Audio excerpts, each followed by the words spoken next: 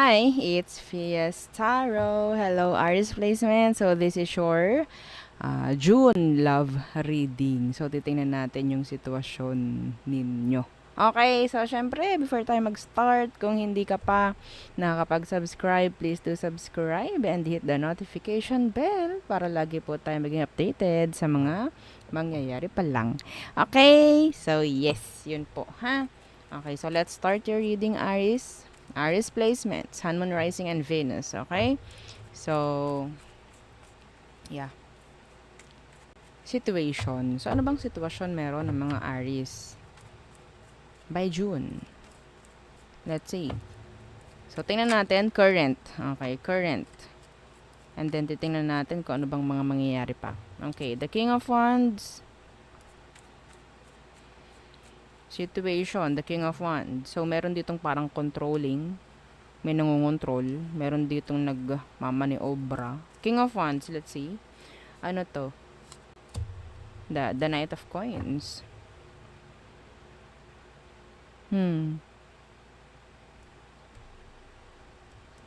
Someone is like, sabihin nating walang time para gawin yung mga bagay or sumunod.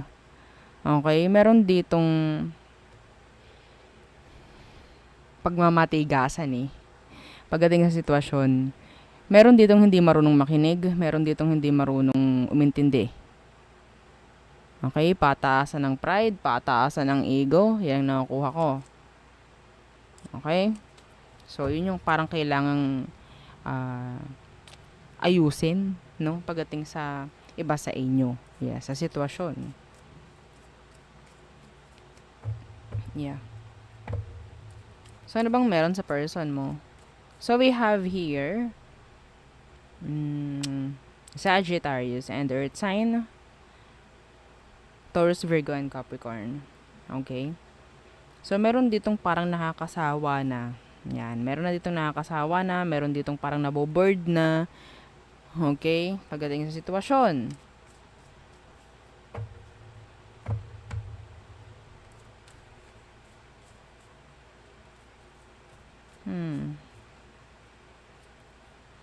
This person is so controlling. Ito yung taong utos lang ng utos, mando lang ng mando, parang ganyan. So, tingnan natin ano bang meron sa kanya, Aries. Yeah, the Ten of Coins in reversed. Some of them, meron silang issue sa pera. Merong, ito specific, merong bisyo. Okay, the Ten of Coins in reversed. Yeah, and the Seven of Cups. May chance na sabihin nating marami maraming utang. Maraming utang, Aries. Itong nakikita ko sa taon mo, sa person mo. Okay? Magaling lang tong humingi. Magaling lang humingi, pero ikaw itong tao na napapagod na magsalita. It's like palpak na yung bibig mo pagdating sa kanya. Pero hindi pa rin talaga nakikinig at hindi pa rin talaga marunong sumunod o umintindi. Tigas ng mukha nito I'm sorry, pero ang tigas ng mukha nitong taong to. Ang tigas. Okay, so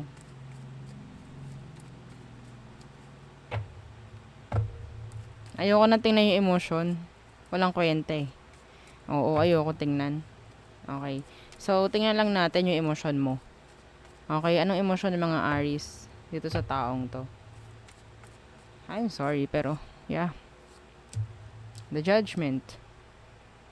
Some of you, andyan yung paulit-ulit mo itong pinagbibigyan. Paulit-ulit mo pinakikisamahan. Iniintindi. Okay, Judgment. Pero, I think, kailangan ng dumating yung tamang oras or kailangan mo nang mag-isip, mag-decide sa kanya. Okay, you're in a cycle with this person. Yeah, the Nine of Cups. My God. Some of you, kaya hindi mo maalisan to, pwedeng sa tingin mo, siya yung para sa'yo. Siya yung wish mo. Mga ganyan eh.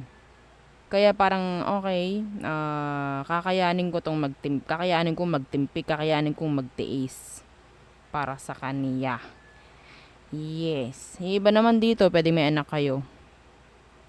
And no choice ka. Mapa babae, mapa lalaki. Okay? So, nakukuha ko, no? Nakukuha ko pagdating dyan, sa emosyon ng iba sa inyo is, kayang-kaya mong pagbigyan kahit ilang beses itong taong to magkaroon lang ng pagkakaayos. Because you want them, you love them. Okay? Pero hindi, masyadong matigas ang ulo ng taong ito para intindihin mo. Dapat dyan talaga. Ha? Okay? What's their next action? Ano bang magiging, action ng taong ito sa mga ganitong nangyayari na sa inyo? The Three of Swords in reversed. What's that? The Ace of Cups. So, nandyan nga, no? Hindi mangyayari to, itong paulit-ulit na to, kung hindi ito gagawin. I'm sorry. Okay. Please forgive me. Mga ganyan. Okay? Pero the Four of Wands is in the reverse. Nasa ilalim. Nasa ilalim ng deck. Which means, this is unstable. The Seven of Swords behind the Four of Wands in reverse. This is all lies. This is all, sabihin nating, energy ng manipulasyon. Okay? So, may chance kasi nga na pwedeng ang dahilan nyo, kaya hindi nyo magawang alisan or totally mag-decide para sa taong ito or kung ano man na dapat gawin, is sabihin nating yung pagmamahal nyo ng sobra sa taong to. Feeling nyo, siya yung para sa inyo. Kawawa naman kayo kung ito yung feeling nyo para sa inyo. Kawawa naman kayo. Hindi kayo para kawawain ni universe. Alam nyo, kapag hindi bigay talaga ni universe, talagang masasaktan, mapapagod kayo. Hindi kayo para kawawain ni universe. Hindi. Okay? Hindi kayo para ganunin. Alam nyo bakit kayo napapagod? Kasi nilalabanan nyo yung hindi para sa inyo. Kaya kayo nasasamantala kasi nilalabanan nyo yung current na ibinibigay ni universe. Okay? Pwedeng yung focus mo nandun, pero ito yung binibigay sa'yo. Okay, ganun. Parang sinasabing, para kang dumadaan sa ilog, no? Sobrang ragasana yung tubig, pag ganyan, ikaw ito, punta doon. Ito yung gusto ko eh. Ito yung gusto ko. Pero yung alon, yung agos, punta doon.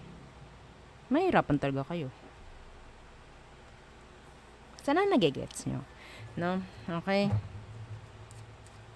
Hindi ito bigay. Hindi siya bigay, please. Hindi siya bigay ng divine. Maawa naman kayo. Okay? So, nandyan, on, off kayo, or sabihin natin, balik. Yung iba dito talaga magi-stay, magpapakamartir sa mga ganitong klaseng tao. Okay? Outcome? The Emperor. The Ruler. Okay, why? What's that?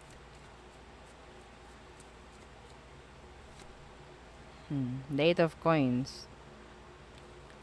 The bottom of the deck is the Nine of Cups. The Nine of Coins universe. This is commitments.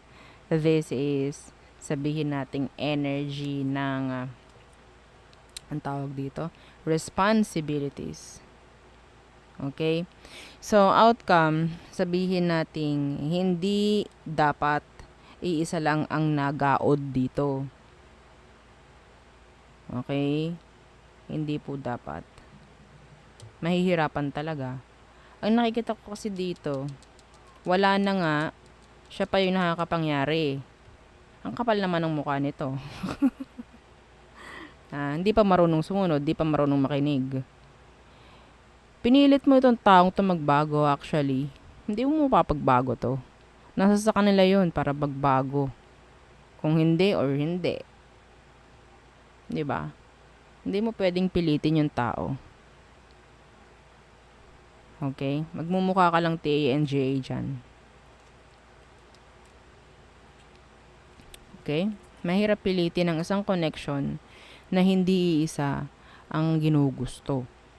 Mahirap ayusin yung mga ganitong connection na hindi isa ang goal. Hindi patas to. No. Some of you, nandyan yung codependency.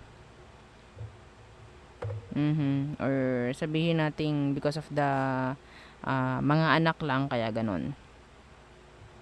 Okay, napaka-typical na energy ng mag-asawa na may issue, nag-i-stay lang dahil merong anak or may mga sabihin nating pagmamayari, mga bagay-bagay, no? Na parehong nasa pangalan, parang ganon. Kailangan ditong may ma-fix. Kailangan ditong sabihin nating ang emperor, hindi lang ito sabi ng sabi ko nung dapat gawin. Marunong din itong makinig. Opo. Merong kailangang i-action dito, merong kailangang baguhin, may kailangang ipag-focusan. Kasi kung wala, kung hindi nyo gagawin yun, paulit-ulit to, you're in a cycle. Okay, the judgment is here. So, we have here Aries. Okay, so this is you. As the outcome, Aries. So, ikaw naman ang kailangan, no, na gumawa ng way. Hindi pwede yung ikaw yung uutos-utusan lang at susunod-sunod sa mga gusto nito. Kung titingnan nyo, mas mataas to kesa dito. Sa unang-una pa lang na card. Mas mataas ito. Emperor kesa dito sa King. Eto, talagang magaling lang yan mangontrol. Nangungontrol yan, minsan kahit sabihin nating mali na, ipipilit niyan. Eto hindi. Hindi siya ganun. Alam nito ang tama at mali.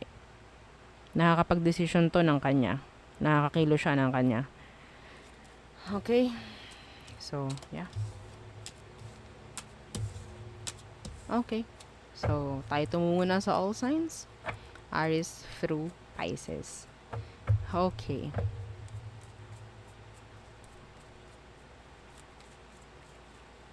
Aries. The Ace of Swords in reverse. So, that's all lies, unclear, unsettled. Okay. Deception. Yan. Taurus. Manipulator. Controller. Gemini. So, merong gustong gawin si Gemini. Action. Okay. Cancer. Okay, they want a new beginning with you. Some of you, pwedeng Cancer yan ang maging next person, if ever. Leo. So, ayaw na ni Leo ng katoksikan. Pwedeng may chance na mag-cut off ito or vice versa. Virgo, there's a lot of overthinking, a lot of mixed signals from this Virgo. Libra. Okay, so may mga emosyon, may emosyon si Libra pero hahayaan na lang na hindi na masabi, hindi na maipahayag. Okay? So Scorpio, they're overthinking, they're afraid, scared of the whatsoever. Hindi ko malaman. Okay? So, yeah. Always thinking of you, tong si Scorpio. Next is Sagittarius. They want attention. They want your attention. Capricorn. Okay, so there's like open pagdating sa emosyon. Or gusto nito na ma-open up or makita kung anong emosyon mo sa kanya. Aquarius. So some of them, they're a burden. Okay, a burden. Pisces, okay, some of them, they're holding back, not letting go, some of them. Okay, yeah. Knight of Swords, being stuck.